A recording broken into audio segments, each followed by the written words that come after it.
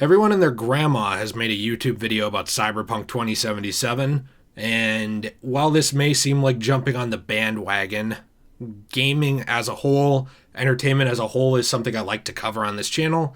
It's something I have a passion for, and while I only mentioned Cyberpunk 2077 in passing, which by the way was because I kind of wondered if they were overpromising on it, believe it or not, I do have a lot to say about this game and its release and what's going on with it. Now, before we jump into it, if you enjoy what you see on this channel today, please be sure to hit that red subscribe button and the bell. It helps me out a lot. Leave a like, and hey, even if you widely disagree with me, leave a dislike. Whether you know it or not, leaving dislikes actually helps YouTubers out a lot too.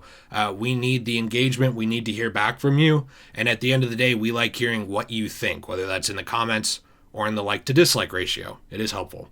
Now, Cyberpunk 2077 needs to be a lesson learned in the gaming industry, and not only in the gaming industry, for heaven's sake, but in the entertainment industry as a whole. Now, here's the thing. Put aside what you're playing this on, whether you like it or dislike it. If we look at the facts, Cyberpunk 2077 runs fairly well on good PCs. It just does. That doesn't mean you have to have a PC. That doesn't mean it's fuel for PC elitists to be like, oh, look at this, I got the game.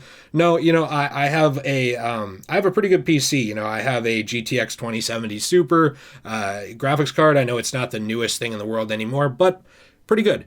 And the game runs well on PC. However, on everything else, it's pretty much a nightmare. On the PlayStation 4, it is kind of a joke. The game is playable, but wow, does it have a lot of bugs, a lot of glitches. The game just doesn't run properly, and the Xbox One has dealt with a lot of the same. As you scale up the ladder of hardware, it gets better. Like if you're playing the PS4 version on a PlayStation 5, it runs a lot better. It just works better, it loads better, it has less issues. If you're playing the Xbox version on the One X or the Series X, these are going to be a little bit better experiences than the base consoles, obviously. But this really does seem like this game was mostly ready to go on PC and not really ready on anything else. And even PC has its own problems, like save corruption glitches and all kinds of stuff like that. It's not a perfect experience anywhere. However, I think there is a lot of misplaced anger with this. Now hold the pitchforks before you get mad.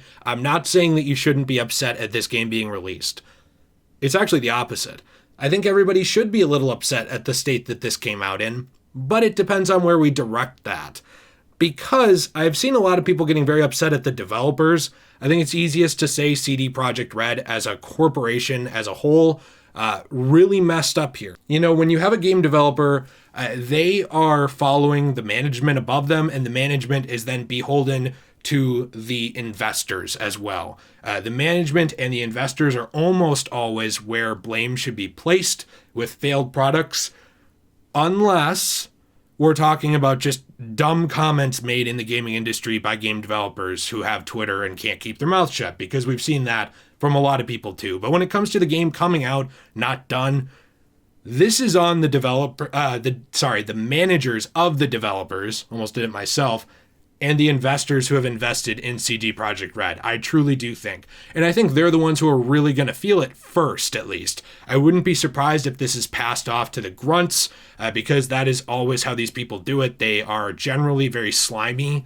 They can't take a hit themselves. They will always pass it down the ladder to the bottom rung, and then just kick that rung of the ladder out until they can afford to put in a new one to save the rest of the ladder. When we look at the stock market in euros, at least, it's a pretty big indicator of what's going on with CD Projekt Red. Now, when we look at the opening, close, and high of the 14th of December of 2020, it's pretty bad compared to what it could have been because of this. Really, I do believe it's because of this.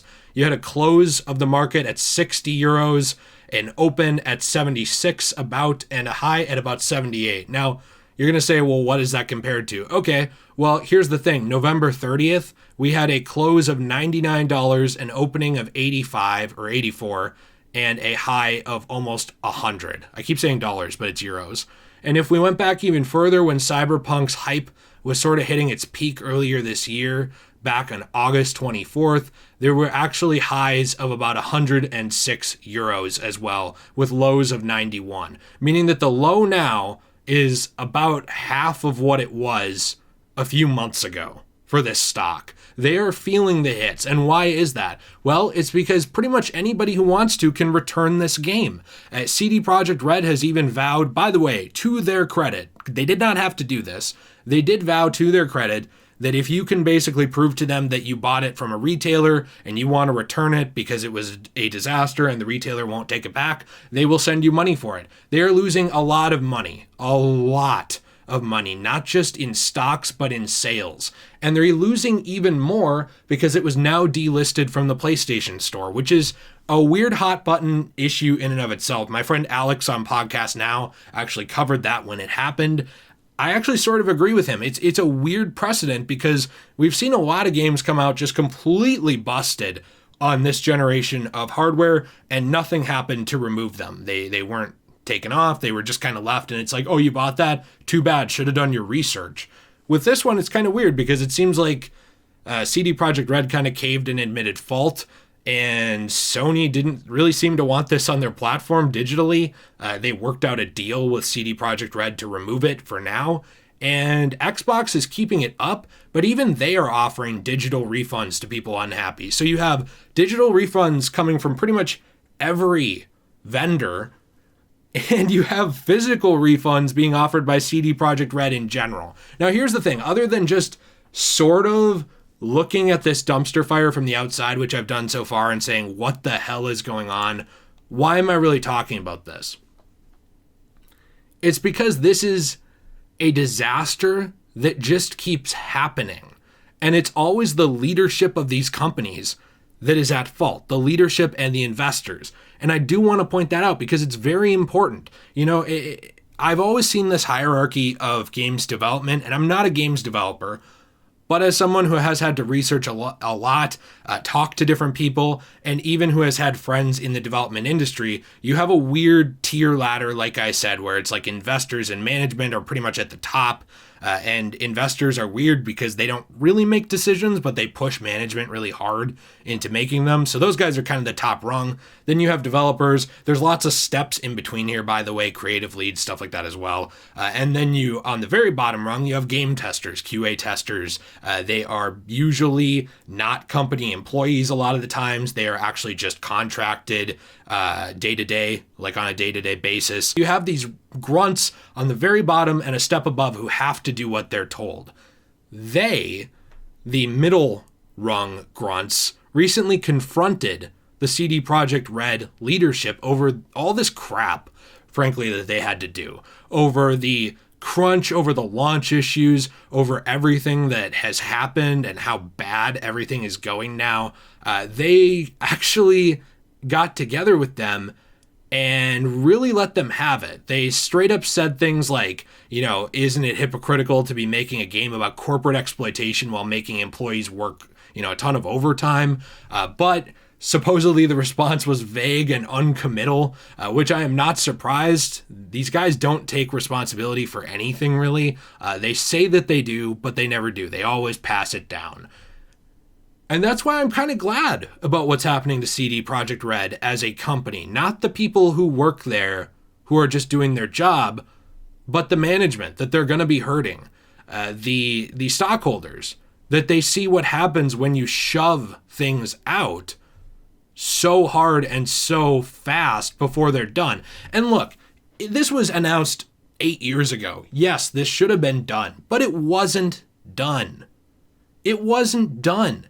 Any creative lead, any manager at this studio should have been able to see that this product isn't finished. It's just not. And frankly, with the state that it's in right now on the previous generation of hardware, PS4, Xbox One, I'm sorry if you have a PS4 and Xbox One and that's all you have. I am not taking a shot at you. Do not take it that way. I had a PS2 until like the last 2 years of the life cycle of the Xbox 360 because of money. I'm not saying that everybody needs to have a ton of money to buy a new console, but it shouldn't have been released on these consoles at all. That version should have been completely scrapped, if not never developed, if this is what it was going to be, especially if they were going to release it in this state. There is no excuse for it. It is a complete joke, and the stock falling, the general fallout with this company It is just sad, and it definitely is deserved. I'm tired of watching these things get pushed out unfinished. I'm tired of watching movies get rushed out unfinished, where it's like, well, we don't have a script yet. Throw one together. It's fine. It'll be fine. Whatever. We'll do it last minute. It has to get out. Guess what? CD Projekt Red, before this release, was seen as a massive beacon, like a really cool thing in the gaming industry. It really was. Like with The Witcher 3, they built so much goodwill with players, and it all got tossed aside because some really greedy investors and some douchebag managers felt that they really needed to get it out for the holiday season 2020. And guess what? Now when you lose millions of dollars and your stock is going to be at half of what it could have been worth, if not less, I don't feel sorry for you. You screwed the pooch on this one. And the saddest part is the developers are going to be the ones taking the heat for it. The people who sat down and worked their asses off to make the game, who would have just as soon not released it, who even said in that confrontation with management that they knew it wasn't done. Those are the guys who are going to be taking the heat for this. And that's not fair. It's a load of crap. But that's what these companies do. We saw it with Battlefront 2, where EA was like, we need to get it out, I don't care. Push it out. Oh, wait, it's garbage. It's actually not that great. Did I have some fun with it because it was Star Wars? Sure, but it didn't become good until over a year later. And by then, no one cares. You cannot keep doing this. You cannot keep playing the long game of, we'll release it as total trash and broken, but it'll get better. There's no excuse for it. Your reputation goes out the window. It never comes back. And if it does, you really have to claw your way back. Look at Bethesda. They're still doing it. It is so hard to develop goodwill in any industry, any of them. But it is so easy to throw it out, to tank your stock, to tank the reputation of your company, your brand, whatever. You know, it's the same thing with me. If I get on here and I say like the worst possible thing I could say, there's going to be a few thousand people that are just mad. They're not coming back. That's small damage in comparison to something like this, where they're going to lose potentially billions of dollars. It's crazy.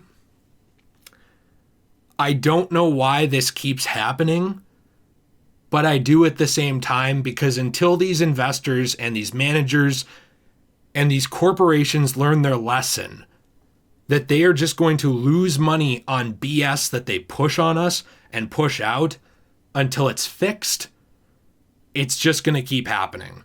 Let me know what you think in the comments down below. Be sure to like the video if you liked it, dislike if you dislike it. As always, either of them helps. Subscribe for more content. I will see you in the next one. And guys, we need to hold these companies accountable for what they put out, but we need to put the blame in the right place.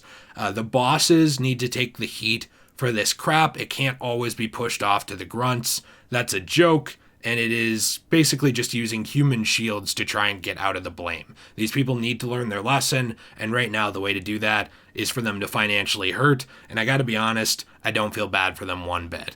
I'll see you in the next one. Have a fantastic day, and as always, stay shway.